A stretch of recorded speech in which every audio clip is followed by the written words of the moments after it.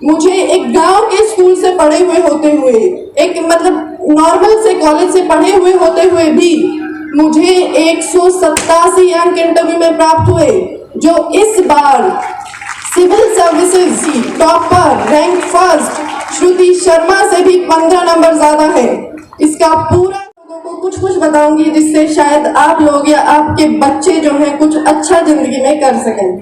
तो सबसे पहले मैं माता पिता के बारे में बताना चाहूंगी, क्योंकि देखो आप लोग फोन तो सबके पास होगा। जिसने ये फोन बनाया है वो भी एक इंसान है। जो स्पेस में रॉकेट्स भेजते हैं, स्पेस क्राफ्ट भेजते हैं, वो भी एक इंसान है। तो क्या आप लोग जो ये किताबें लिखते हैं आपके लिए, वो भी एक इंसान है। तो क्या आप लोग सिर्फ उन किताबों को पढ़ भी नहीं सकते? लेकिन आपकी बेटी के लिए आप इतना सा करेंगे तो वो इतना आपके लिए बोलेगी। यहाँ पर मैंने सक्सेस के लिए एक 3D फॉर्मूला की बात की है। 3D फॉर्मूला, जिसमें एक D। आप सब लोग मेरी कामयाबी में, मेरी सफलता में मुझे आशीर्वाद देने के लिए, अपना प्यार, मान, सम्मान देने के लिए यहाँ आए हैं। इसके लिए मैं आप लोगों का बहुत बहुत आभार प्रकट करती हूँ। मेरे लिए तो क्या, शायद किसी के लिए भी इससे बड़ी सौभाग्य की बात नहीं हो सकती कि उसकी सफलता को ना सिर्फ उसका परिवार, ना सिर्फ उसका स्कूल, ना सिर्फ उसका गांव, बल्कि उसका पूरा क्षेत्र मना रहा है। मैं अपने आप को बहुत सौभाग्यशाली महसूस कर रही हूँ इस वक्त। आप लोगों का यहाँ आने के लिए बहुत बहुत धन्यवाद। तो ज्ञानदीप सीनियर सेकेंडरी स्कूल के प्रांगण में हम हैं। इसी स्कूल में मैंने ABCD लिखना सीखा था। यहीं से आप लोगों की तरह मैं भी इसी स्कूल से पढ़ी हुई हूँ।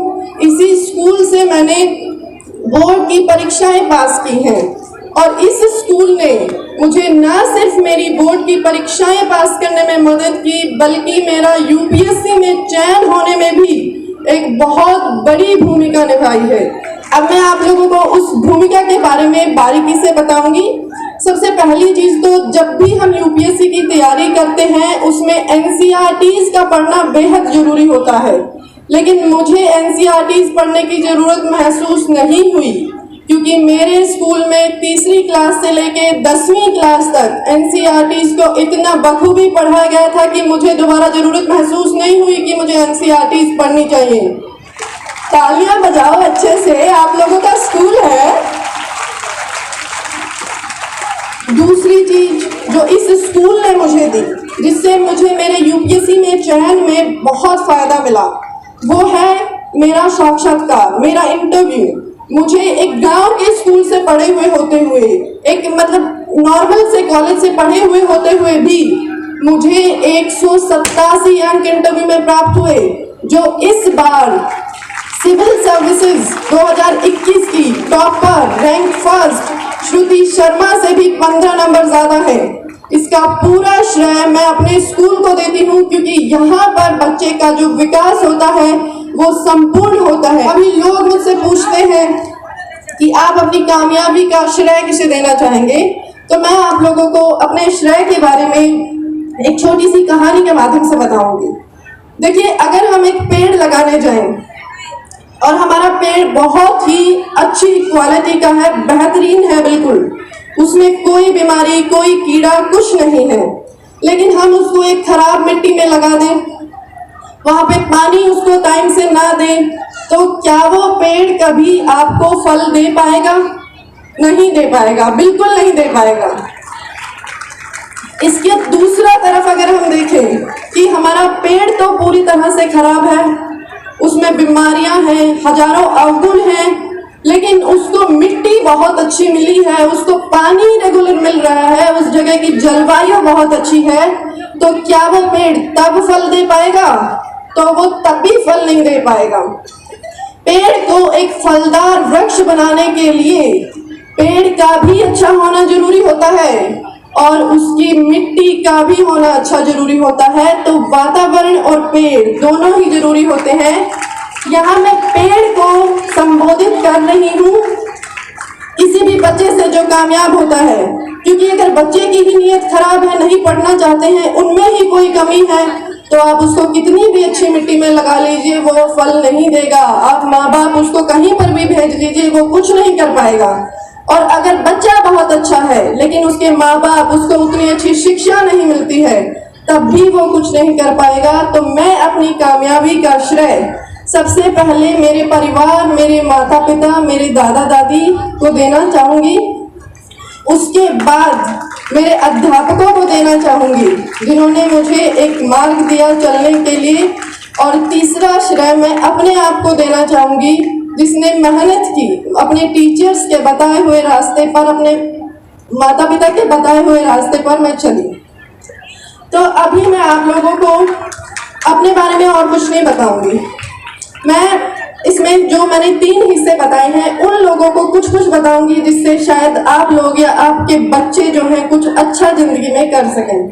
तो सबसे पहले मैं माता पिता के बारे में बताना चाहूँगी, क्योंकि देखो माता पिता के साथ ही बच्चा अधिकतर समय बिताता है, अपने दिन के 14-15 घंटे अपने घर पर ही बिताता है। तो माता पिता का अपने बच्चे की कामयाबी में एक बहुत ही अहम रोल होता है, जिसके लिए उनको एक अच्छे तरीके से, बहुत अच्छे तरीके से अपने बच्चे का सपोर्ट करना चाहिए, उसको साथ देना चाहिए, उसको समय देना चाहिए। अभी सर ने भी बोला था कि समय नहीं देते हैं। हाँ, समय ना देना एक बहुत बड़ी प्रॉब्लम है यहाँ पर, तो आप लोगों को देना चाहिए।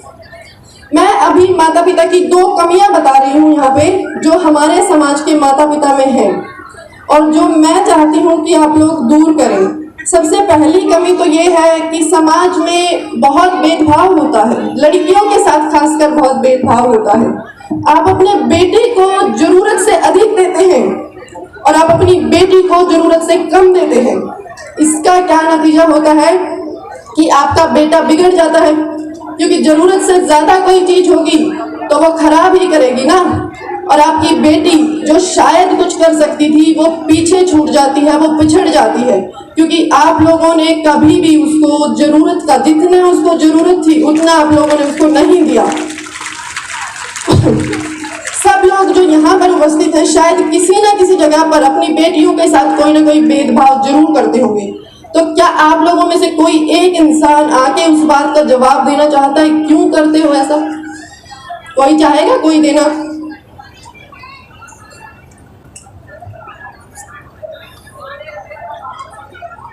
आप लोग कोई जवाब नहीं देना चाहता है क्योंकि आप लोगों के पास कोई जवाब नहीं है। इस बात का कोई जवाब हो ही नहीं सकता है। अपनी बेटियों को मौका दें, मेरा ये प्रार्थना है आप लोगों से, विनती है आप लोगों से कि अपनी बेटियों को मौका दें। बेटियां आजकल सब करती हैं और हर क्षेत्र में लड़कों से अव्वल हैं। अब कुछ लोग ये कहते हैं, लड़कियां एक बार तालियां बजाएं, गर्ल्स आर द बेस्ट। अभी कुछ लोगों को, मतलब जब किसी को कहें कि लड़कियां बहुत अच्छा कर रही हैं, लड़कों के कंपैरिजन बहुत अच्छा कर रही हैं, तो कुछ लोग कहते हैं कि लड़कियां सिर्फ स्कूल तक ही अच्छा करती हैं। लड़कियां जब गवर्नमेंट जॉब्स के रिजल्ट आते हैं वहाँ लड़कियां क्यों नहीं दिखती? वहाँ बहुत कम लड़कियां होती हैं, क्योंकि 22-23% ही, 100 बच्चों में से 22 या 23 ही लड़कियां होती हैं। जहाँ 50 होने चाहिए वहाँ सिर्फ 22 होती हैं। क्यों? मैं इसका जवाब आप लोगों को देती हूँ, क्योंकि आप अपनी बेटी को पूरा मौका ही नहीं देते हैं पढ़ने का। उसको कॉलेज में डाल देते हैं, फिर कोई अच्छा लड़का मिल जाता है उसका शादी कर देते हैं। अपॉर्चुनिटी कितनी मिलती है। मैं ये कहती हूँ कि लड़कियों का सिलेक्शन रेट लड़कों के कंपैरिजन बहुत ज्यादा है, क्योंकि लड़कियां, जितनी लड़कियां पढ़ती हैं अगर आप उसमें से परसेंटेज निकाल के देखेंगे तो वो बहुत अधिक है, लड़कों की तुलना में बहुत अधिक है।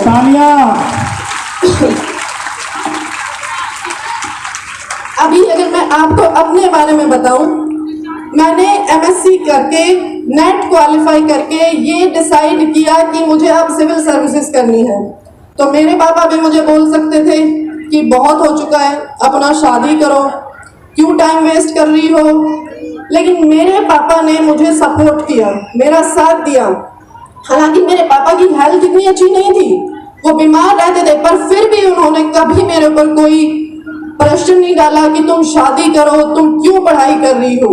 मेरा UPSC में चयन 3री बार में हुआ है, इससे पहले 2 बार मैं UPSC में फेल हो गई थी, और मेरे पिता ने मुझसे एक भी बार नहीं कहा कि तुम अब 2 बार पेपर दे चुकी हो, पास नहीं कर पाई हो, तो तीसरी बार की क्या गारंटी है कि तुम कर पाओगे।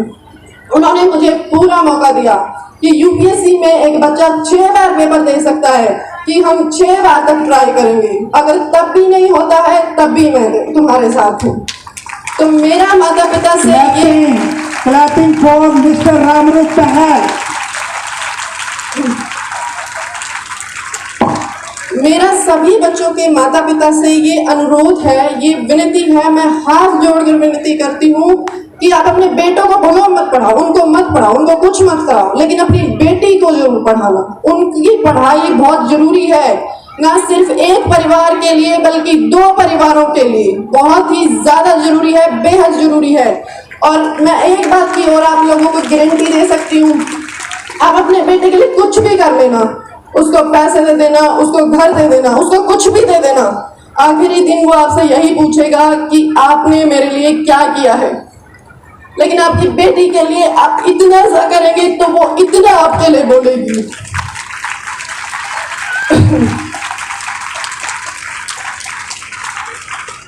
तो माता पिता से मैं स्पेशल लड़कियों के लिए सिर्फ एक सम्मान अधिकार की प्रार्थना करती हूँ, उनको मौका दें। मैं मानती हूँ समाज में कुछ अप्रिय घटना होती हैं जिनकी वजह से माता पिता डर जाते हैं या समाज के प्रेशर की वजह से ऐसे फैसले लेते हैं, लेकिन मैं उनसे अनुरोध करूंगी कि अपनी बेटियों को मौका जरूर दें।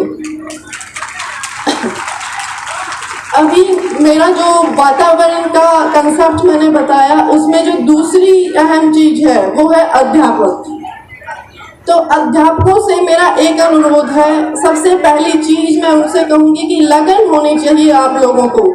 सिर्फ आप लोगों को ये नहीं होना चाहिए स्कूल में आए, पढ़ाए और चले गए, कुछ पैसों के लिए ना पढ़ाएं बच्चों को, या अपने बिजनेस के लिए ना पढ़ाएं बच्चों को। बच्चों के भविष्य के लिए, गांव के भविष्य के लिए, और अगर सही बोलूं तो देश के भविष्य के लिए आपको स्कूल में बच्चों को पढ़ाना चाहिए। लगन होनी चाहिए आप लोगों को।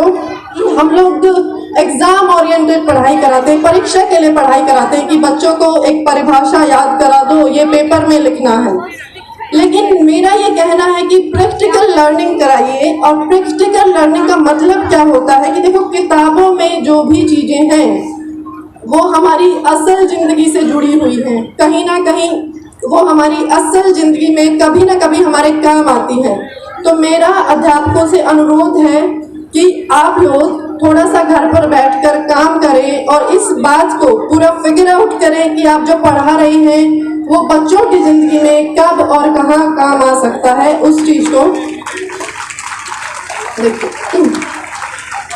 अभी इसके बाद जो तीसरा चरण, जो तीसरा हिस्सा बहुत जरूरी है कामयाबी के लिए, वो खुद आप लोग हो बच्चों। क्योंकि आपको कुछ भी मिल जाए, आपके माता पिता आपके लिए कुछ भी करें, आपके अध्यापक आपके लिए कुछ भी करें, लेकिन अगर आप लोग नहीं कुछ करते हैं तो उसका कोई फायदा नहीं होता। तो यहाँ पर मैंने सक्सेस के लिए एक 3D फॉर्मूला की बात की है।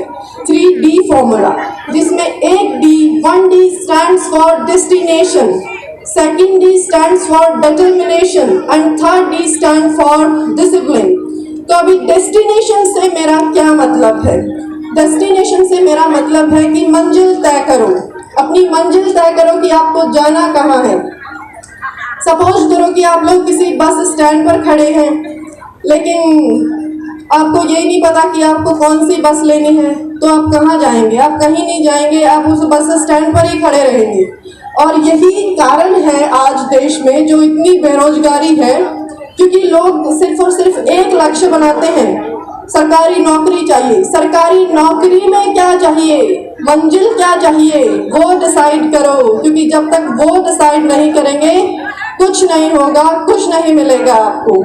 दूसरा जो पॉइंट मैंने आपको बताया है वो है डिटर्मिनेशन। डिटर्मिनेशन का मतलब होता है संकल्प करना, पूरी तरह से निश्चय कर लेना। और निश्चय करने का अर्थ क्या है कि कुछ भी परिस्थिति हो सकता है आप विफल हो जाएं, हो सकता है कोई आपका साथ ना दे, हो सकता है लोग आपका मजाक बनाएं, लेकिन आपको जो आपने लक्ष्य सोचा है उससे पीछे नहीं हटना है। क्योंकि एक इंसान जो भी चाहे वो कर सकता है, चाहे वो कुछ भी क्यों ना हो। जो लोग आप लोग फोन तो सबके पास होगा, जिसने ये फोन बनाया है वो भी एक इंसान है। जो स्पेस में रॉकेट्स भेजते हैं, स्पेस क्राफ्ट भेजते हैं, वो भी एक इंसान है। तो क्या आप लोग जो ये किताबें लिखते हैं आपके लिए, वो भी एक इंसान है। तो क्या आप लोग सिर्फ उन किताबों को पढ़ भी नहीं सकते? तो अगर आप नहीं पढ़ते हो तो इसमें और किसी की कमी नहीं है, सिर्फ उस बच्चे की कमी है जिसको जो नाकामयाब है या जो विफल है अपनी जिंदगी में।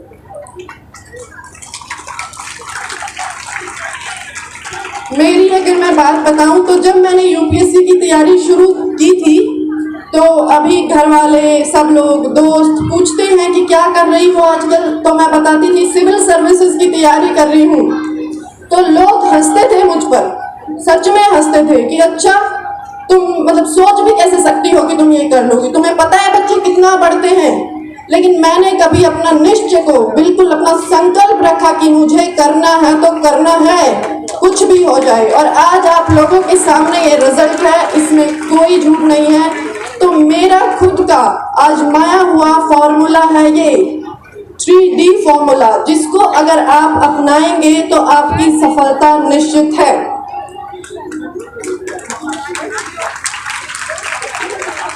अभी थोड़े दिन पहले ही मैं एक फंक्शन में गई थी, दिल्ली था वो फंक्शन। तो वहाँ मैं एक आर्मी चीफ से मिली, जनरल दलबीर सिंह सुहाग, हमारे हरियाणा के ही हैं, गांव बिसांड से।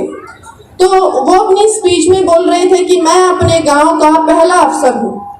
मैंने 42 साल पहले मैं अपने गांव में पहला अफसर बना और आज मेरे गांव में हर घर में अगर 4 बच्चे हैं तो 4 नहीं, उनमें से 3 बड़े अफसर हैं, 3 बड़े अधिकारी हैं। तो फिर मुझे इस बात से बड़ा मतलब अच्छा लगा, क्योंकि मैं भी अपने क्षेत्र की सबसे पहली अफसर बनी हूँ।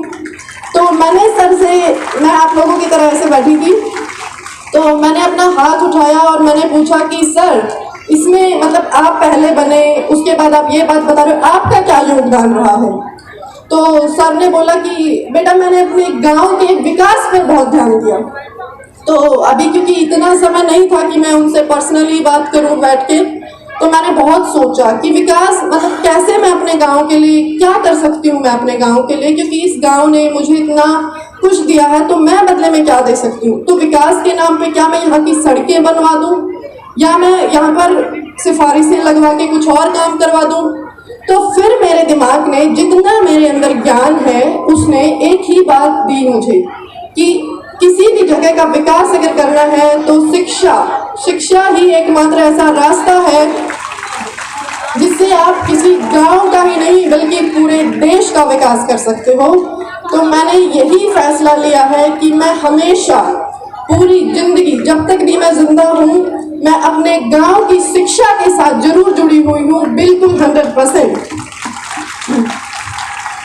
इसमें मैं इसी स्कूल के ज्ञानदीप सीनियर सेकेंडरी स्कूल के संचालक श्री भगवान सर से प्रार्थना करती हूँ, विनती करती हूँ कि सर आप अपने शिक्षण संस्थान के साथ मुझे जुड़ने का मौका दें, और अगर हो सके तो आपके जितने भी अध्यापक हैं उनके साथ मेरा व्हाट्सएप पर एक ग्रुप बना दें, ताकि जो भी मुझे पता है, जो भी मुझे आता है, मैं आपके अध्यापकों तक पहुँचाऊँ और आपके अध्यापक उसे आपके बच्चों तक पहुँचाऊँ। क्योंकि सिर्फ एक शिक्षण संस्थान के साथ जुड़ने से 500 बच्चों के भविष्य से मेरा जुड़ना संभव है, 500 परिवारों से मेरा जुड़ना संभव है। तो मेरी सर से दोबारा रिक्वेस्ट है कि मुझे अपने स्कूल के साथ जुड़ने का मौका दें। इसके अलावा इस क्षेत्र में कोई भी व्यक्ति किसी को भी मेरी तरफ से अगर अपने बच्चे के लिए, उसकी शिक्षा में, उसकी गाइडेंस के लिए, उसकी लक्ष्य निर्धारित करने में कोई भी मदद चाहिए, अभी या इन फ्यूचर कभी भी भविष्य में आप लोगों को मेरी कोई भी मदद चाहिए, मैं हमेशा आप लोगों के साथ हूँ। हमेशा आप लोग मेरे से जो भी आपका काम है उसके लिए आ सकते हैं।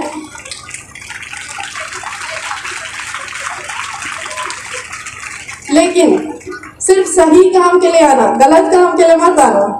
अभी कोई मतलब सोच रहा है, कोई गुंडागर्दी करता फिरे गांव में और फिर सोचे कि उत्तम के पास चले जाएंगे मदद के लिए, तो मैं गलत काम के लिए अपने भाई अभिषेक की भी मदद नहीं करूंगी। इसके अलावा अभी स्पेशल लड़कियों के लिए मेरा एक अनुरोध है कि देखो, लड़कियों के लिए बढ़ने का, आगे बढ़ने का सिर्फ एक ही रास्ता होता है और वो है पढ़ाई। कोई आप लोगों को पैसे नहीं देगा कि 1 करोड़ रुपए ले लो, बिजनेस शुरू कर लो। आपके मम्मी पापा ज़्यादा से ज़्यादा आपको शिक्षा ही दे सकते हैं, वो आपको और कुछ नहीं देंगे। तो मेरा आप लोगों से अनुरोध है बच्चों, लड़कियों, कि आप लोग अच्छे से पढ़ाई करें, बिल्कुल अच्छे से पढ़ाई करें। और हर लड़की को एक बड़ा अधिकारी बनना है। हाँ बोल रही हूँ। अच्छा ठीक है। तो आप लोगों से मेरी रिक्वेस्ट है बच्चों की अच्छे से पढ़ाई करो, बड़े अधिकारी बनो। पता है आप लोग और ज़्यादा जल्दी बन सकते हो, लड़कों के कंपैरिजन आप ज़्यादा जल्दी बन सकते हो। और अगर आपको कभी भी, आप शिक्षा के मार्ग पर चल रहे हैं, आपको कभी भी ऐसा लगे कि आपके माता पिता आपके साथ नहीं है, या कोई ऐसी सिचुएशन आए आपको लगे कि कोई आपके साथ नहीं है, तो आप लोग एक बात हमेशा याद रखना, मैं आप लोगों के साथ हूँ। मुझसे आपकी जो भी मदद हो पाएगी, कुछ भी, जितनी भी पॉसिबल होगी, मैं आप लोगों की उतनी मदद करूँगी और ये इंश्योर करूँगी कि आप लोग अपनी शिक्षा जरूर प्राप्त करें। इसके बाद मैं एक स्पेशल धन्यवाद देना चाहती हूँ जिन्होंने मेरी कामयाबी में मेरा बहुत मदद की है। तो एक आप लोगों को तो पता ही होगा, हमारे गांव में अखबार की बहुत बड़ी प्रॉब्लम है, यहाँ पर अखबार आता ही नहीं है। तो मैंने पापा को बोला, पापा ने कई अखबार वालों से बात की, तो हर आदमी ये बोल रहा कि नहीं, अंग्रेजी का अखबार आपके गांव में पहुंचाना संभव नहीं है, जो अखबार मुझे चाहिए था वो यहाँ नहीं मिल सकता था। तो पापा के एक दोस्त हैं जो हमारे पड़ोसी गांव से हैं, उनका भी स्कूल है, दलबीर सिंह जी। पापा ने उनसे बात की, वो मेरा अखबार अपने स्कूल में मंगवाते थे और हर रोज अपने किसी बच्चे के साथ, अपनी बस के ड्राइवर के साथ मेरा अखबार मेरे घर तक पहुंचाते थे। तो मैं उनको बहुत धन्यवाद देना चाहती हूँ, क्योंकि शायद बिना न्यूज़पेपर के प्रिपरेशन संभव नहीं थी। Special thanks to you sir. तो चलिए, अब काफ़ी बातें हो चुकी हैं शायद, अभी मुझे एक और चीज़ बोलनी है। गांव के और बाहर के आए हुए काफ़ी लोगों ने मुझे पैसे दिए। तो देखिए, पैसों की मुझे शायद ज़रूरत नहीं है, मुझे आप लोगों का आशीर्वाद चाहिए, प्यार चाहिए, पैसे नहीं चाहिए। तो जितना भी आज इस सभा में, इस सभा के लोगों ने जितने भी मुझे पैसे दिए हैं, वो सारे मैं ज्ञानदीप सीनियर सेकेंडरी स्कूल संस्था को दान देती हूँ और इस सभा की तरफ से ही दान देती हूँ, मेरा नाम नहीं आना चाहिए। और मैं ज्ञानदीप सीनियर सेकेंडरी स्कूल के संचालक से अनुरोध करती हूँ कि सर, अगर पॉसिबल हो सके तो ये पैसा लड़कियों के लिए लगाना। चलिए, बहुत बहुत धन्यवाद, आप लोगों ने इतना शांति से मुझे सुना, इतना सब्र रखा। आप लोगों का फिर से एक बार धन्यवाद, इस सभा में आने के लिए बहुत बहुत धन्यवाद।